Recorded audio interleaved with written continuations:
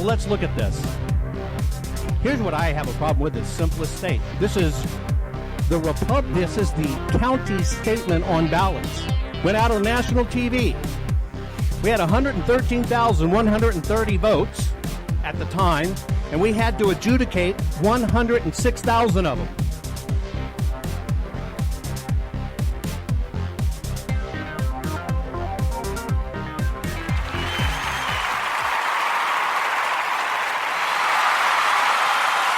All right, how's everybody doing tonight? Welcome to the Crusader Talk radio and podcast show. I'm your host and commentator, James Hayden. Today is January 30th, 2021, 11 p.m. Eastern Standard Time, if you ain't got your watches on top. We are sponsored by the Civis Gravis Society, www.civisgravis.org.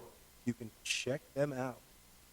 You can also check us out at www.crusadertalk.com. I know, nobody uses www anymore. Maybe I'll learn. I want to thank all emergency responders and military personnel for keeping us healthy and safe. Please help me turn people into sheeple. If you go to www.crusadertalk.com and pick the How Can You Help, or I believe the donation button flatly, it'll bring you to a GoFundMe page. And boy, you could really help us convert more minds. I hate to say it, we live in a capitalist environment. The bigger the budget, the better the campaign. It's the way it works. Well, it's the way it used to work. What do you say, Joe? How's it work these days? You seem to be conducting yourself like a king more than a president. Well, nonetheless, let's see. Originally, we were going to call this the empty throne, the empty mind of our President Joe Biden. The presidential crown is occupied by a scarecrow. Our president is a straw man. He is controlled by rioters in Seattle. He is controlled by the checks sent to his son. He is controlled by his fear of Putin. He is controlled by his medical issues, dementia, dysphoria, and confusion. We are in the hands of a man who thinks the fundamentals of 50s TV and statements from the 60s are going to make it all happen. Come on, man, give me a break. Look, man, I'm telling you, man, I'm so sick of the 60s speech already. I was going to say 60s speech. Well, see that? I'm getting all crazy like Joe. Hey, Joe, come on, man, give me a break.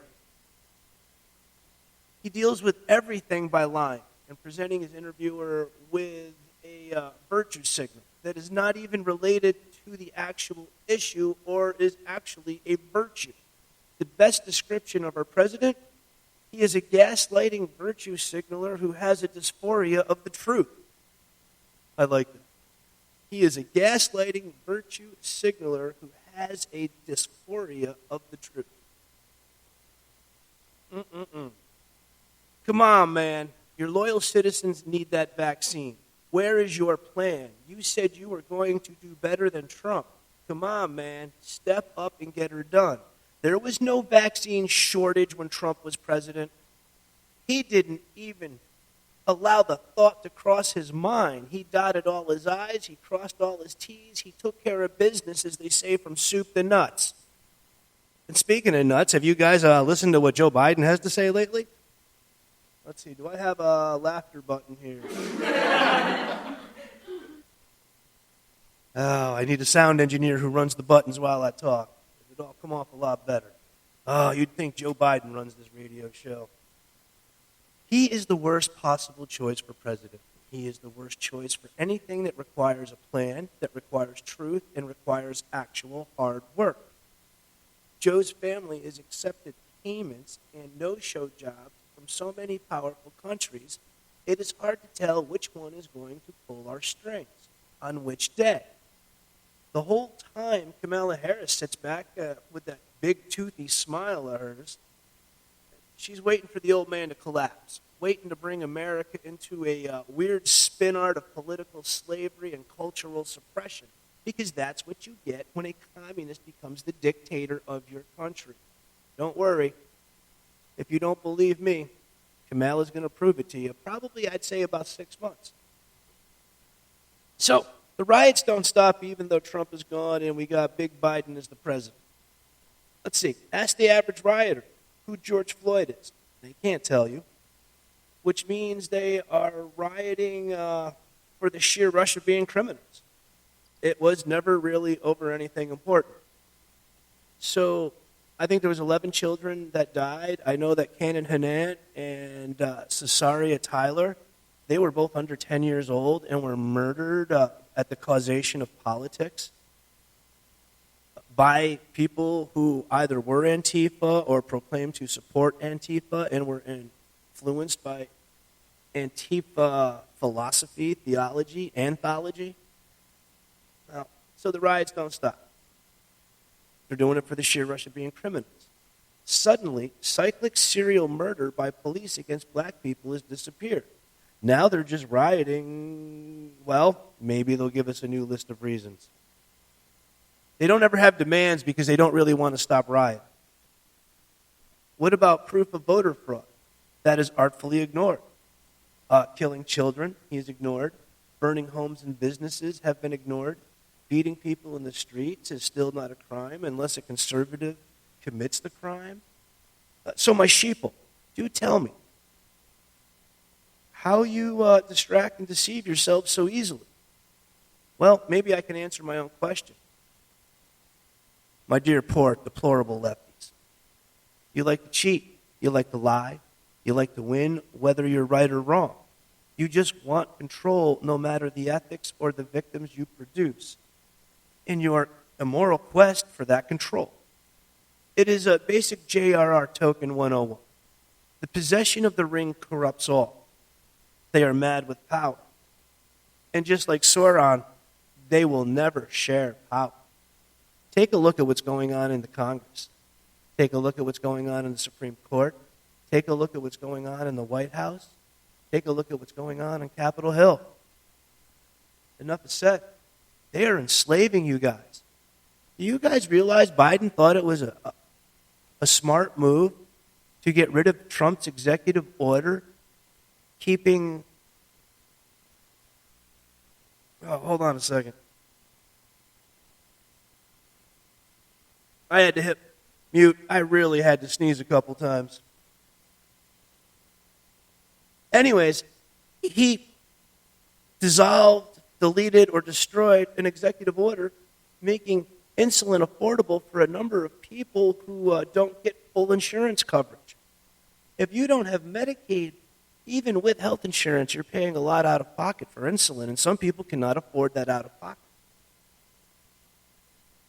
So what I'm seeing is he's decreasing our troops, he's decreasing our police, he's allowing more mayhem in the streets, he's overemphasizing Capitol Hill, which took place, a little less than a month ago. Don't you get it? Don't you sheeple get it? He's turning us into slaves. He's softening us up. It's going to be easy to conquer us. We can't live without the internet.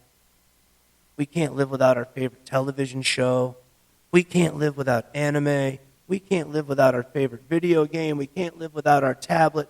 And God knows we can't live without walking the hell around with the damn tablet stuck up our face, the phone stuck up in our face. You got people on the news being laughed at because they walk into water fountains, they walk off cliffs, and they fall downstairs. Do you know how damn easy it's going to be for the Chinese to kick our ass? You guys can't even find your car without your goddamn cell phone. You're going to be so blinded by that phone in front of your face, you're not going to be able to fight for your lives or your freedom. Wake up, lefty. And you all fence sitters sitting in the middle of the road. Jesus, wake up. It is amazing.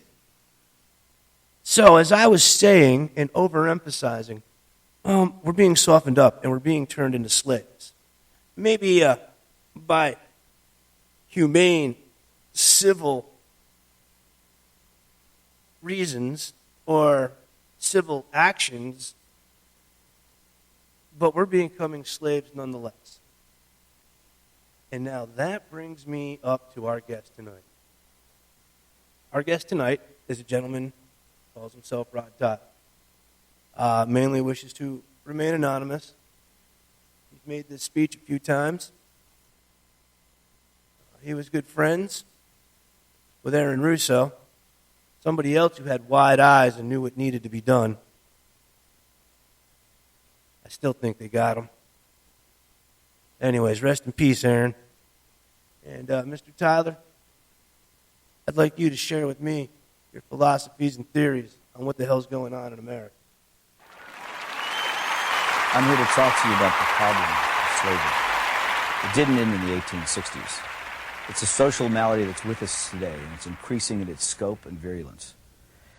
The desire to enslave our fellow man is unfortunately intrinsic to the human character.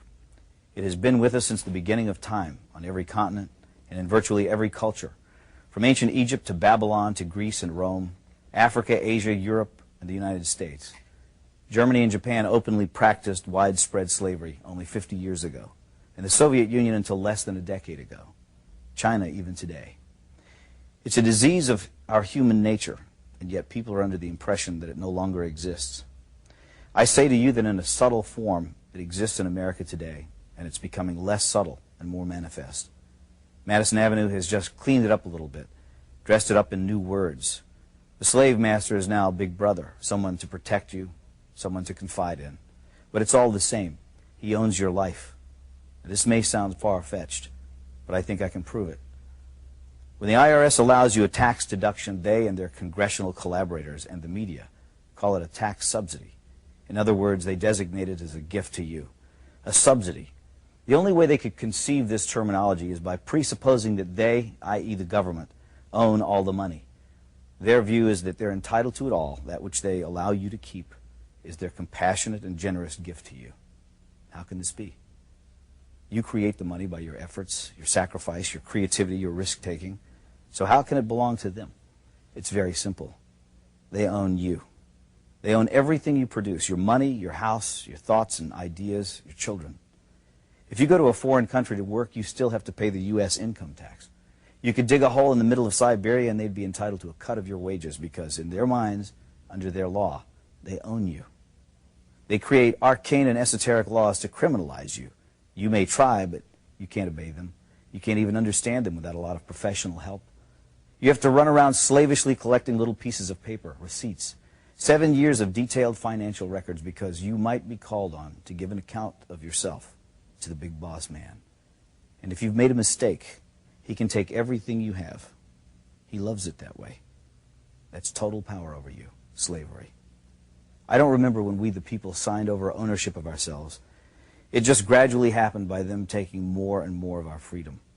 But here's the worst part. It's really only just begun.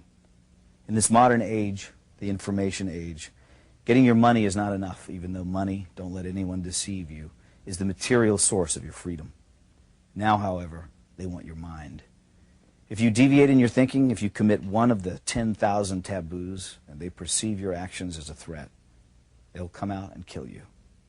It was the thought police who killed the children at Waco and Ruby Ridge. Neither David Koresh nor Randy Weaver, whatever things might be said about them, had ever mugged anyone, robbed a 7-Eleven, or committed forcible rape or murder.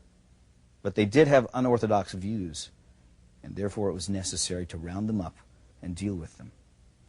Whatever their crimes were, they could have been arrested and tried openly in a court of law.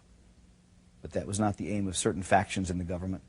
These statists wanted a massive demonstration of force to show who was boss. The penalty for resisting is death. After all, we're not free. We belong to the government, and deviant thoughts will not be tolerated. In the aftermath of the horrible Oklahoma City bombing, government propagandists tried to intimidate the people into silence by recklessly linking criticism of the government to acts of murder.